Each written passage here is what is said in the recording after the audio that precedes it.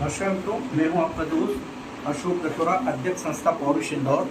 आज हम राजा रघुवंशी मर्डर कांड में यहाँ राजा के घर पर आए हुए हैं, सहकार नगर 173 में, और हमारे साथ उनके भाई विपिन मौजूद हैं। संस्था पौरुष पिछले 14 वर्षों से मेंस राइट के लिए काम कर रही है। हम विपिन से कुछ चर्चा करना चाहेंगे। विपिन जी, शादी तो पूरी तरह से दोनों परिवारों की सहमति से हुई थी? दोनों की सहमति से शादी हुई इनकी जी, और दोनों रजामंदी दोनों की पसंद से शादी हुई जी जी। अच्छा, एक प्रश्न ये उठता है, डाउट ये उठता है कि पहले वो बेंगलोर गए, अब बेंगलोर जाते जाते अचानक ट्रांसफ़र होकर के फिर शिलांग चले गए, तो इसके पीछे क्या आपको समझ में इन आता लोगों में क्या है, जब टिकट बुक करी थी तो लोग रिक्शे से नॉलेज नहीं था, डायरेक्ट गुवाहाटी की फ्लाइट कहाँ से मिलेगी। इन लोगों को ये लगा गुवाहाटी फ्लाइट जो है में जगह वहाँ से बेंगलोर मिलेगी। उन्होंने जब टिकट बुक करी तो पहले बेंगलोर से गुवाहाटी आए थे, गुवाहाटी से भी असम गए, असम में वहाँ दर्शन करे, वहाँ से उनको वापस गुवाहाटी आना था, तो गुवाहाटी आते हुए ना ये शिलोंग निकल गए। विपिन जी, एक प्रश्न ये भी उठता है कि जाने की तो पूरी टिकट सोनम के द्वारा कर ली गई, लेकिन आने की टिकट ही नहीं की गई, इससे क्या मतलब निकलता है? भाई, व्यक्ति घूमने के लिए जाता है तो वापस आता भी है, लेकिन आने की कोई टिकट नहीं की गई। आने में गाया आया था नहीं तो उस लड़की ने भाई, जाने की व्यक्ति करता है तो हाथों हाथ आने की भी करता है कि हम इतने दिन बाद आ जाएंगे। इन लोगों की प्लानिंग नहीं थी इसके अंदर, क्योंकि घर से बोल के गया था हम लोग 5-6 दिन में आएंगे कभी जी। तो इन लोगों ने तत्काल टिकट नहीं खरीदी जी। टिकट हम जो है टिकट हम लोग अपने जैसे कि हमारा प्लान जो भी होता है कभी हम लोग जाने में रिटर्न में इमरजेंसी या लोग बस से जाएंगे, प्लानिंग थी लोगों की। विपिन जी, एक संदेह और उठता है, जब एक्टिवा के अंदर सामान रखा जा रहा है तो उस समय सोनम बड़ी विचलित सी दिखाई दे रही, बड़ी जल्दीबाजी में, हड़बड़ी में, अगर आप पाएंगे कि उसको ऑब्जर्व करें देखा, जबकि राजा एकदम साधारण से अनभिज्ञ हो सारी चीजों से, ये भी दिखाई दे रहा है, और वहाँ लाल काल खड़ी हुई और 2-3 लोग रेकी करते हुए दिखाई दे रहे हैं। इससे क्या साबित होता है? देखिए, इसको देखकर हमको इतना लगा तो इसमें देखी तो हो रही है जी। ये चीज़ हमने पुलिस को बताई गई थी, तो इसमें जो कार खड़ी हुई है, कार में तीनों निकल रहे हैं, एक आ रहा है, जा रहा है, एक मार्क्स आ रहा है, ये देखी तो हो रही है। 10 सेकंड में मतलब करवा के जी, बाकी प्रशासन द्वारा वहाँ पे जो है इसमें काम चल रहा था, कंडक्टर ग्राउंड की मिशन था हम लोगों का, तो जो काम कर रहे थे, ये सवाल हम लोगों ने कल भी उठाया था मेरे द्वारा। तो सोहरा पुलिस जो है संडे दिन कुछ काम नहीं कर रही है, संडे छुट्टी क्यों बना रही है, हम लोग उनको आरोप लगा रहे थे, क्योंकि वो आरोप ना होते हुए, क्योंकि पुलिस को जानकारी हो चुकी थी, तो पुलिस द्वारा जो है इसमें अंडरग्राउंड मिशन चला था लोगों का। लेकिन जी, प्रश्न ये उठता है कि जहाँ पर 200 फीट नीचे राजा की का डेड बॉडी पाई गई, वहीं पर वो जो कोट जो उसने एक्टिवा से निकाला था, वही कोट खून के धब्बे लगा हुआ पाया गया। तो क्या ये इस घटना को बरगलाने के लिए जानबूझकर ऐसा किया गया है, या कोई और मायने इसके निकलते हैं? देखिए, जो जैकेट मिली थी वो जैकेट बॉडी की वहाँ नहीं मिली थी, बॉडी से थोड़ा जो मिली थी 500 थी, वहाँ पे बॉडी के पास मिली थी, शर्ट मिली थी वाइट कलर की। प्रश्न ये उठता है कि यदि सोनम, हम कोई किसी प्रकार का आरोप किसी पर लगाने नहीं जा रहे हैं, लेकिन अगर सोनम इस पूरे मामले में अनभिज्ञ है या कोई संलिप्तता नहीं है उसकी, तो फिर वो क्या कारण रहा कि वो 17 दिनों तक इधर उधर भटकती रही?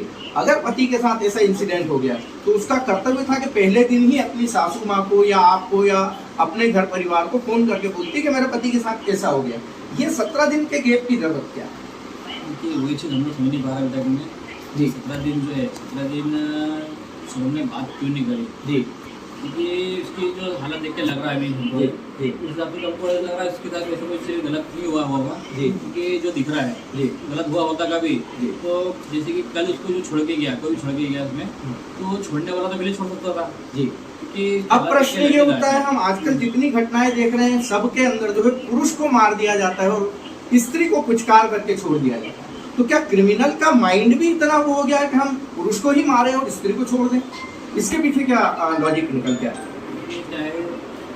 सरकार द्वारा जो इसमें चीज़ें चल रही है जी, महिला को ज़्यादा दर्जा दिया गया है, तो पुरुषों को जो है उसमें थोड़ा कम दिया हुआ है, क्योंकि क्या है, जैसे कि अभी कोई लड़की थाने जाकर रिपोर्ट लिखा देता है मुझे लड़के ने छेड़ा है, तो पुलिस द्वारा उस पर कार्रवाई तुरंत की जाती है। तो इसका मायने ये होता है कि समाज का भी एक माइंड सेट बन गया है कि खाता न वही जो औरत कहे वो सही। तो क्या है, ये जो प्रथम चल रहा है जी, उसमें ये चीज़ तो सिद्ध हो चुकी है तो लड़का भले कुछ भी बोल ले इसके अंदर। हमारे उसके भारतीय बाद समाज शिलांग पहुंच गए। शिलांग के बाद में आपने अगर कोई घटना घटित हुई है तो अपनी सासू माँ को या अपने ससुराल के परिवार को या अपने मायके के परिवार को किसी को कोई सूचना नहीं दी और अल्टीमेटली आप यूपी मतलब एक थर्ड स्थान पर यूपी के गाजीपुर के एक रेस्टोरेंट में पाई गई। तो ये क्या लॉजिक हो सकता है? या तो आप इतनी ज्यादा भयभीत हैं या आपके द्वारा किए गए क्राइम के कारण आपको आत्मग्लानि है जिसके कारण आप सारी चीजों को छुपा करके भगते थे। ऐसा हमारा प्रिजम है। आप क्या कहें? देखिए अपने शिलोंग से सीधे यूपी जाना जी मतलब ये चीज़ हमको हमने हमें भी हो रही है। तो इसमें इतना लंबा रास्ता है सफ़र करा है जी 17 दिन तक ये थी कहाँ पे है। जी ये चीज़ हम लोग चाह रहे हैं पुलिस द्वारा इससे पूछताछ की जाए पहले 17 दिन थी कहाँ पे है तो इसने प्लान को अंजाम दिया तो ये कैसे है। जी इसमें जो ये 7-8 लोग इसमें शामिल हुए हैं उनके द्वारा पुलिस द्वारा बताया जा रहा है कि 7-8 लोगों ने कबूल करा है तो सोनम के ही मास्टरमाइंड के अंदर तो हमारे हिसाब से मास्टरमाइंड हो सकती है और होगी भी। अगर हम खाली 1% चाह रहे हैं तो सोनम के द्वारा जो है ये 7 लोगों को सामने खड़ा करा जाए, सोनम को ये पहचाने, सोनम इनको पहचाने, तो फिर इसके बाद जो कार्रवाई चलेगी तो हम पुलिस के साथ खड़ेंगे। बात ये निकल करके आई है विपिन जी कि राज कुशवाहा तकरीबन 5-6 साल से उसके साथ काम करता था या उसकी कंपनी में या उसके पिताजी की जो भी फैक्ट्री या कंपनी है उसमें काम करता था। तो क्या मुझे नहीं पूछना चाहिए लेकिन क्या इसमें कहीं न कहीं एक्स्ट्रा मैरिटल अफेयर भी लड़की का दृष्टिगोचर हो रहा है, दिखाई दे रहा है कहीं न कहीं? क्योंकि अभी समाज के साथ में बहुत बड़ी दिक्कत हो गई है कि शादी तो होती है लेकिन एक्स्ट्रा मैरिटल अफेयर छोड़े नहीं जाते। और ये कब से हुआ? जब से सुप्रीम कोर्ट ने 28 सितंबर 2018 को सुप्रीम कोर्ट की 5 जजों की पीठ में जिसमें चीफ जस्टिस ऑफ इंडिया दीपक मिश्रा थे, उन्होंने कहा था कि अब एडल्ट्री गुनाह नहीं है। उसके बाद से ये ज़्यादा हो रहा है कि लड़कियां शादी तो कर लेती है लेकिन एक्स्ट्रा मैरिटल अफेयर नहीं छोड़ती। तो क्या ये जो पूरा इतना जघन्य हत्याकांड हुआ है क्या ये भी एक्स्ट्रा मैरिटल अफेयर का ही बाय प्रोडक्ट है? हो सकता है इसमें जी जो नाम आ रहा है आज का नाम जो आ रहा है जी इसमें हो सकता है इसका फिर होगा पुलिस से। जी अब हम ये देखते हैं एक तरफ हमारा जो राजा है कितना हैंडसम था, खूबसूरत था, अच्छा कमाने वाला था, संस्कारवान परिवार का था और जब हम उसकी शक्ल देखते हैं राजा की तो वो तो बेहुदा लग रहा है। ये क्या तारतम्य है? ये मुझे कुछ समझ में नहीं आ रहा है कि इतना पतन क्यों हो रहा है समाज में। क्या चाहिए तो खूबसूरती से बखूबी चाहिए।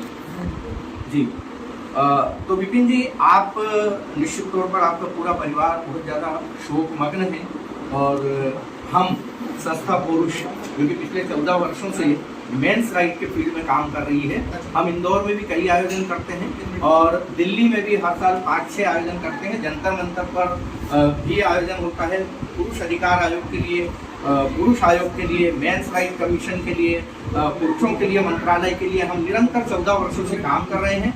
हम ये चाहेंगे कि इस घटना ने हमारे पूरे समाज को उद्वेलित कर दिया है कि क्या लड़कियां आजकल की इतने पतन के रास्ते पर गिर चुकी है कि विवाह करने के मात्र 11-12 दिनों बाद हनीमून पर जाकर के अपने पति की प्रेमी के द्वारा हत्या करवा दे। ये प्रश्न चिन्ह सारे समाज को मैं छोड़ता हूँ। और दोस्तों मैं ये आप सभी लोगों से निवेदन करना चाहूँगा कि क्या आजकल की माएँ अपनी बेटियों को सही संस्कार देना भूल गई है? महिला स्वतंत्रता और सशक्तिकरण का मायने ये नहीं होता है कि अमर्यादित तरीके से सशक्तिकरण किया जाए। सशक्तिकरण और स्वतंत्रता सदैव मर्यादित होती है। अगर अमर्यादित है तो वो उच्छृंखलता है, बेहुदा है, लंपटता है और किसी हद तक व्यभिचार भी है। विपिन जी आपको बहुत बहुत धन्यवाद। मैं आपका दोस्त किशोर दशोरा इस बात को यहीं पर खत्म करता हूँ। नमस्कार, जय हिंद, जय भारत।